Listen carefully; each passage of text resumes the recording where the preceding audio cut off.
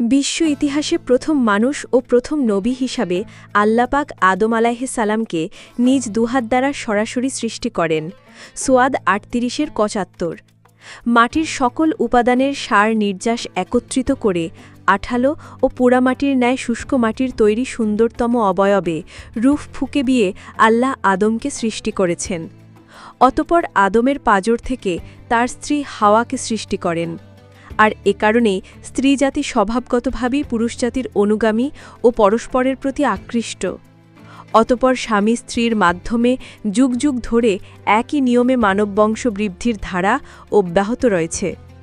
কুরআনের বর্ণনা অনুযায়ী প্রথম দিন থেকেই মানুষ পূর্ণ চেতনা ও জ্ঞানসম্পন্ন সভ্য মানুষ হিসেবেই যাত্রারম্ভ করেছে এবং আজও সেভাবেই তা অব্যাহত রয়েছে।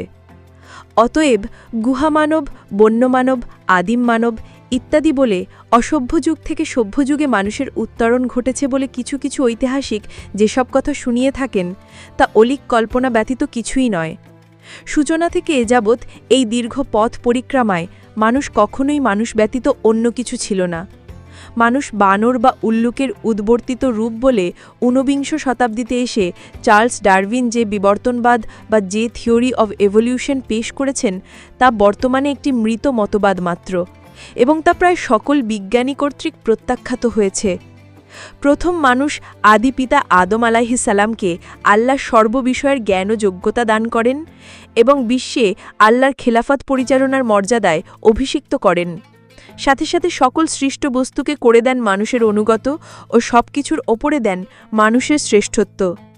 আর সে কারণেই জিন ফিরিস্তা সবাইকে মানুষের মর্যাদার প্রতি সম্মান প্রদর্শনের জন্য আদমকে সিজদা করার আদেশ দেন। সবাই সে নির্দেশ মেনে নিয়েছিল, কিন্তু ইবলিস অহংকারবশে সে নির্দেশ অমান্য করায় চিরকালের মতো অভিশপ্ত হয়ে যায়। অথচ সে ছিল বড় আলেম ও ইবাদত গুজার। সে কারণে জিন জাতির হওয়া সত্ত্বেও সে ফিরিস্তাদের সঙ্গে বসবাস করার অনুমতি পেয়েছিল ও তাদের নেতা হয়েছিল। কিন্তু আদমের উচ্চ মর্যাদা দেখে সে ঈর্ষাকাতর হয়ে পড়ে। ফলে অহংকারবশে আদমকে সিজদা না করায় এবং আল্লাহ ভীতি না থাকায় সে আল্লাহর গজবে পতিত হয়। এজন্য জনৈক আরবি কবি বলেন, যদি তাকওয়াবিহীন ইলমের কোনো মর্যাদা থাকত তবে ইবলিস আল্লাহর সৃষ্টকুলের সেরা বলে গণ্য হতো।